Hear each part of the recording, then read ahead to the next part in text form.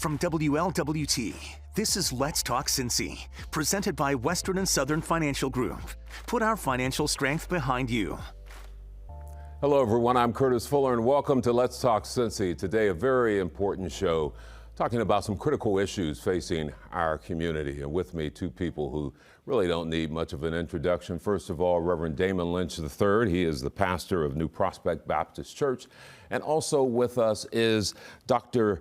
Reverend Donald Jones, the pastor of Greater New Hope Missionary Baptist Church. And first of all, welcome to the program. Thanks for having us. Appreciate it. We are talking about something both of you are involved with now, and it's been around, I think you were telling me, since 2017. It is the African American Engagement Work Group. First of all, what is that? Right.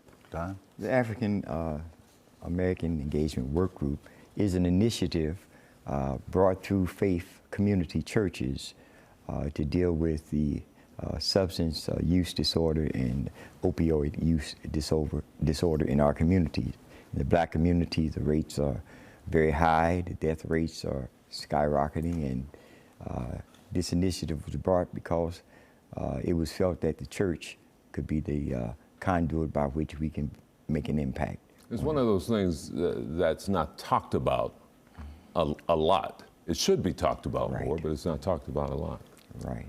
Well, there's a stigma attached to addiction, and what we find out is not only is it out there in the streets, it affects the members of our congregation and their families as well.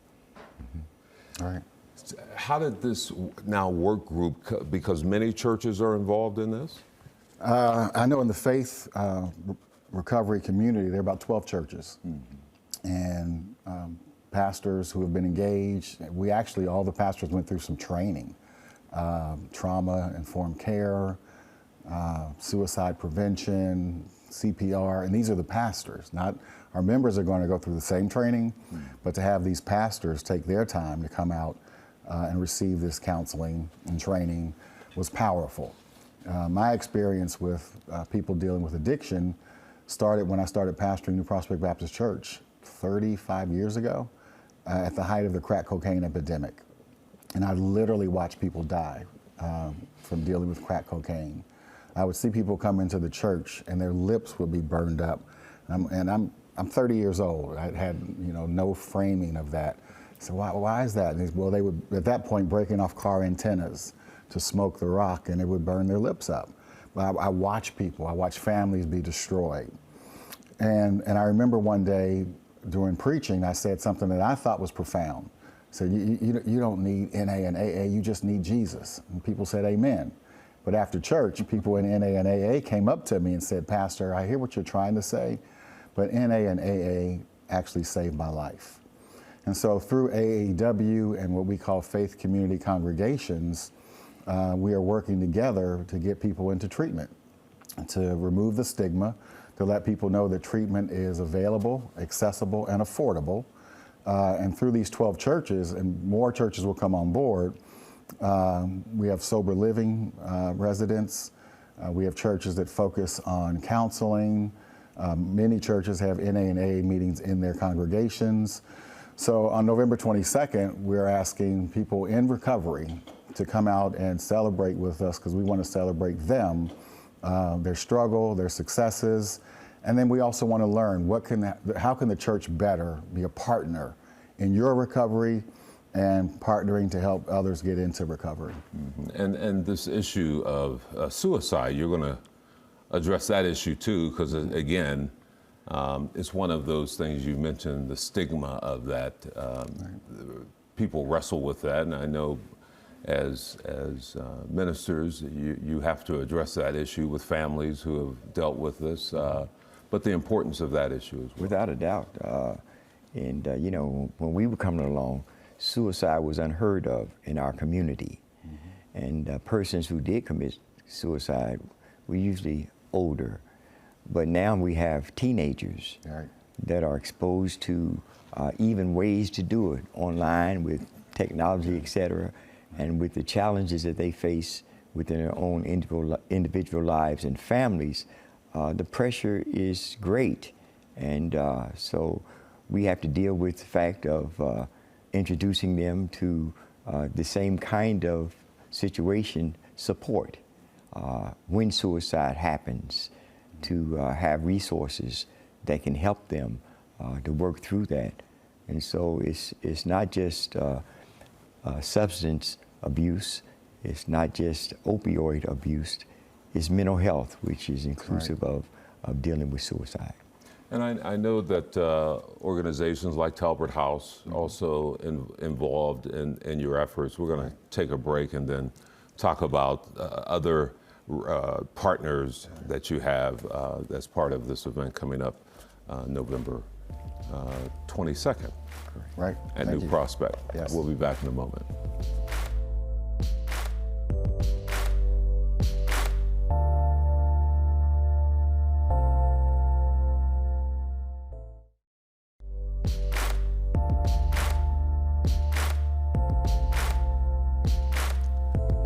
Welcome back, Reverend Damon Lynch III and Reverend Donald Jones. We're talking about an event coming up November 22nd at New Prospect. But before we get to that, we're talking about the partnerships that you have with this issue of addiction and suicide. Let's talk about that. Well, our greatest partnership for the Faith Recovery congregations is with AAEW and with Talbert House. And other agencies that are part of the AAEW table. But right now, the main work that we're focusing on is through the Faith Recovery congregations, these 12 congregations that are already doing great work but are really launching to become relevant in the community around the area of addiction and recovery. So that's why on the 22nd, we want to bring together the men and women in our congregations, the men and women in NA and AA, to celebrate, their struggles, their successes, to learn how we can be better partners as a faith community. NA and AA, to me, are some of the most strongest, powerful groups that I've ever seen. And I'm a member of a church, part of a church. But I love how NA and AA has saved people's lives. The members in my church who are in NA and AA, it blows my mind when somebody can tell you how many years, how many days, how many weeks they've been clean. You know, I'm hard pressed to remember a whole bunch of stuff, but they remember it's 22 years, 7 months, and 10 days. And they don't miss a meeting. I mean, even if they're traveling out of town, they find a meeting. So we want to just honor them because they, to me, are the soldiers on the front line.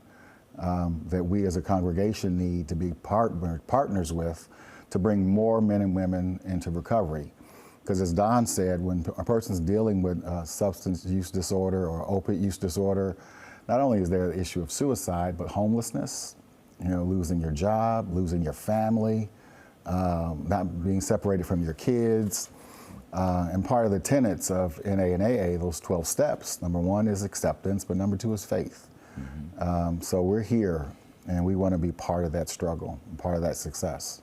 And I would imagine, Damon mentioned this earlier when he's giving the sermon, and someone comes up to him afterwards and says, you know, we need more than that. Right. Have you faced a similar situation? Sure. Yeah. After the benediction, what now? So part of what we're talking about is having the necessary resources and persons to help coach them along the way. And so it's really establishing a relationship with these people through our congregations as we are connected to the resources, but also have members of our congregation who can follow up and keep in touch. So it's about building relationships as well as helping them to understand the support that their loved ones or friends need as they go through the recovery process, and teaching them how to be a support for them. Because a lot of times I think people might believe that folks who are battling addiction on the brink of suicide don't want help. In fact, they really do want help. A lot of times they just don't know who to turn to, where to go. So they're reaching And that's out. why part of our message is that it's available, it's accessible and affordable. Because they also may believe that I can't afford it. So if I'm doing an in-bed treatment and for however long that takes, well, what's the cost? And can I afford that? And so part of our resources are to say, yes, it is affordable. And we want family members to make the phone call to get your family member that help that they need. Are you having any partnerships with police departments, law enforcement, because that plays into this too, in some form or fashion? You want to make sure that that people who find themselves struggling don't end up on the other side of the law too.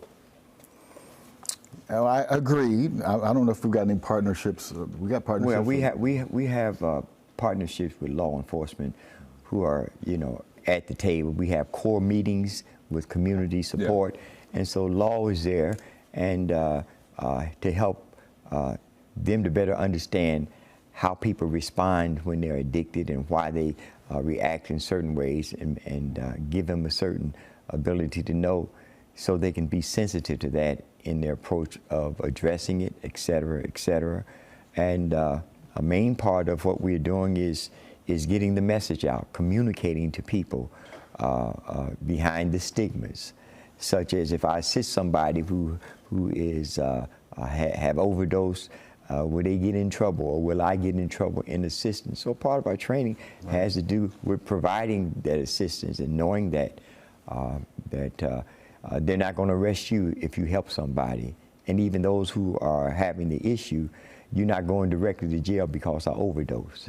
No, that's important. All right, we're going to take another break and then come back and then give you more of the specifics about the event November 22nd. Back in a moment.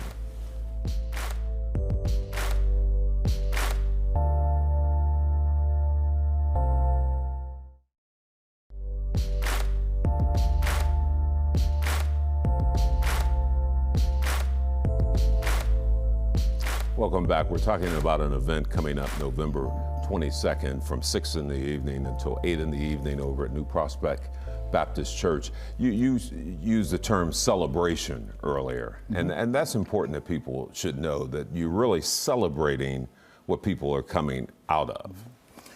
Right, celebrating it, acknowledging it, maybe even honoring it. I don't know if that's the right word, but just letting people know you're not invisible.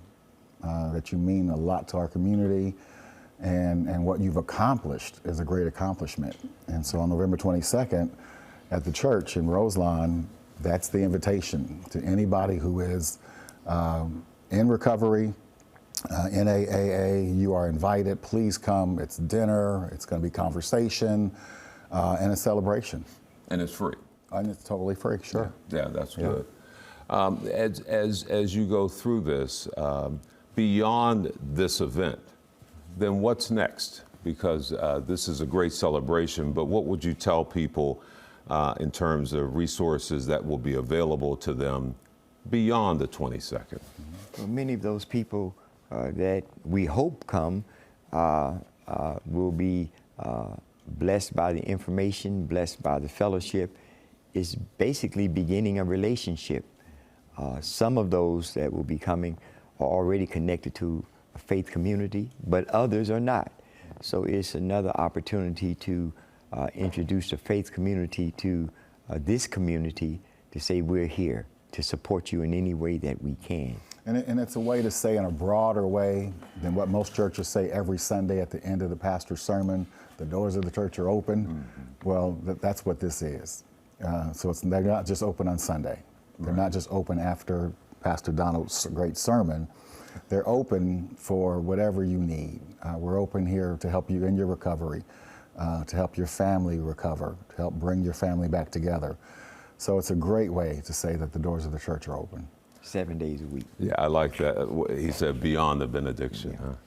All right, so this is November 22nd from 6 in the evening until 8 in the evening over at New Prospect Baptist Church. Of course, that's over in Roselawn. Thank you very much. This is important, and keep us updated on what's happening with the work group. Reverend Damon Lynch III and Reverend Donald Jones. Thank you. Good seeing you. Appreciate it. We'll be back in a moment.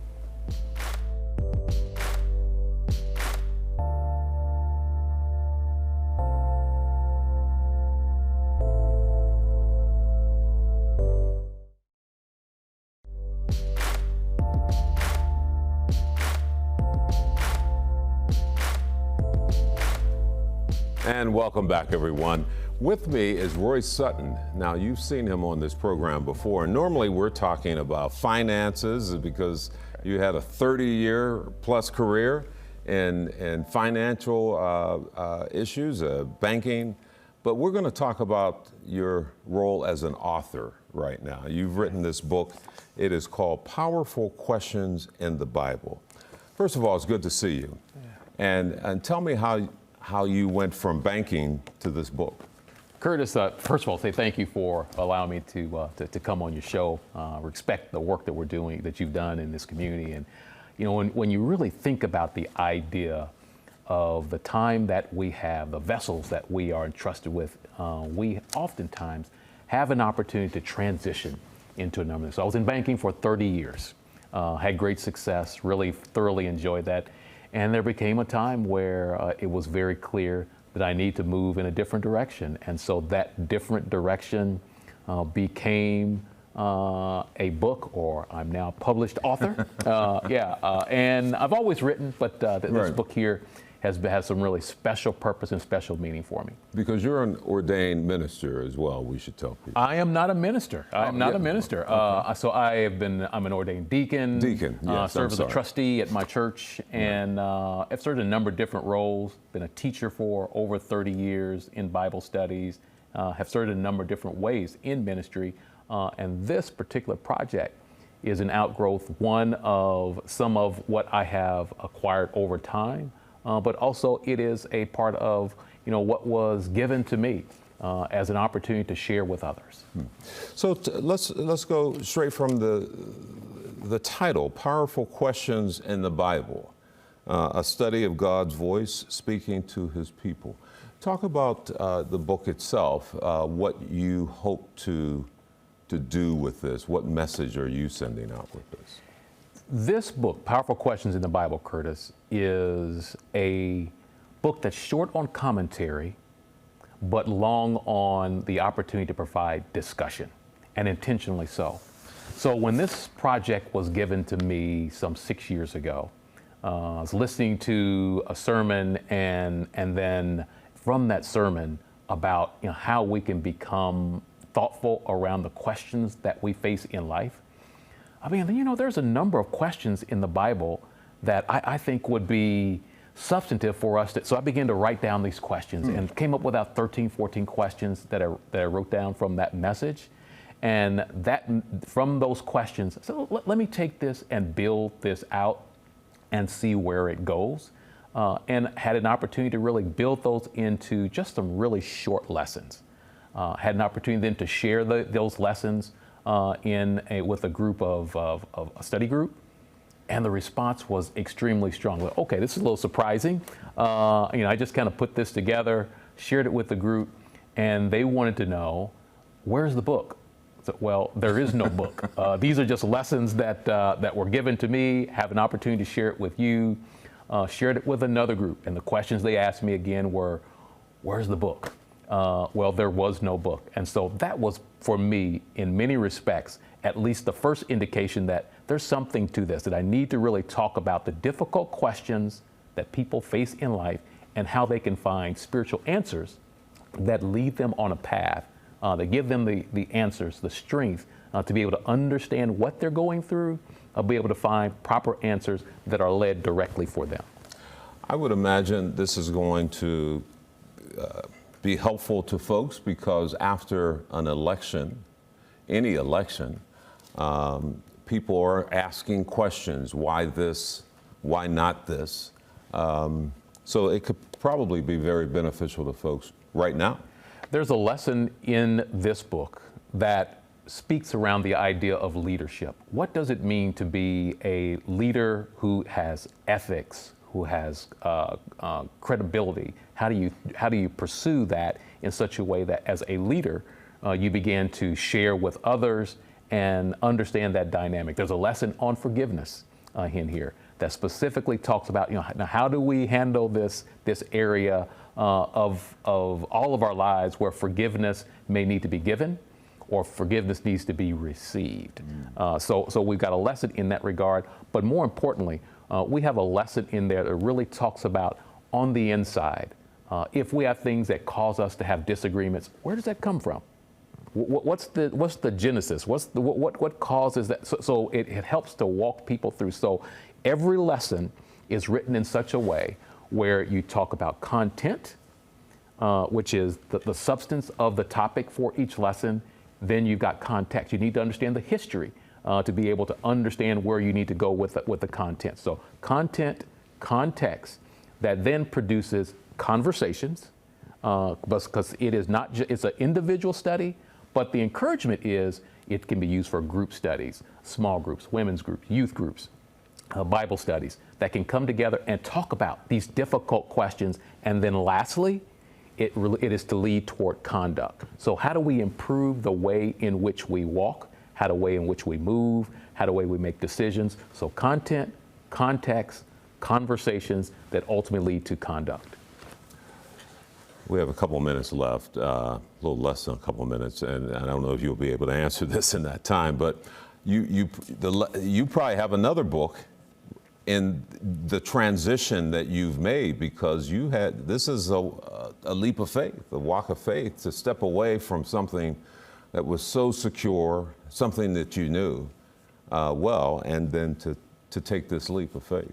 Curtis, this was not supposed to be the first book. After my move from financial services, I thought there was going to be another book that I had some elements I'd worked on. I left on a Friday. On that following Tuesday, I was on a plane headed to Costa Rica, where I spent a month just really reflecting and thinking about what my next step was going to be. And then that's where this book rose up to become the book. So I do have a couple other books down the road that are in the works, but this book here really came to me and really led and really poked its head up above the fray and became the actual work that I need to share. Where can people get this, Royce? So it's available on Amazon. Okay. Amazon, you can just Powerful Questions in the Bible, or you can put my name in, Royce Sutton. It's available on at Barnes & Noble, the Urban Ministries website. So it's a lot of different places. Any of your favorite booksellers, you can find this book. Well, good luck with it. All right, thank you. All right. Well, that's all the time we have for you now. I'm Curtis Fuller. Thanks for joining us. I'll see you next time for another edition of Let's Talk Cincy. For now, have a good day and a better day tomorrow.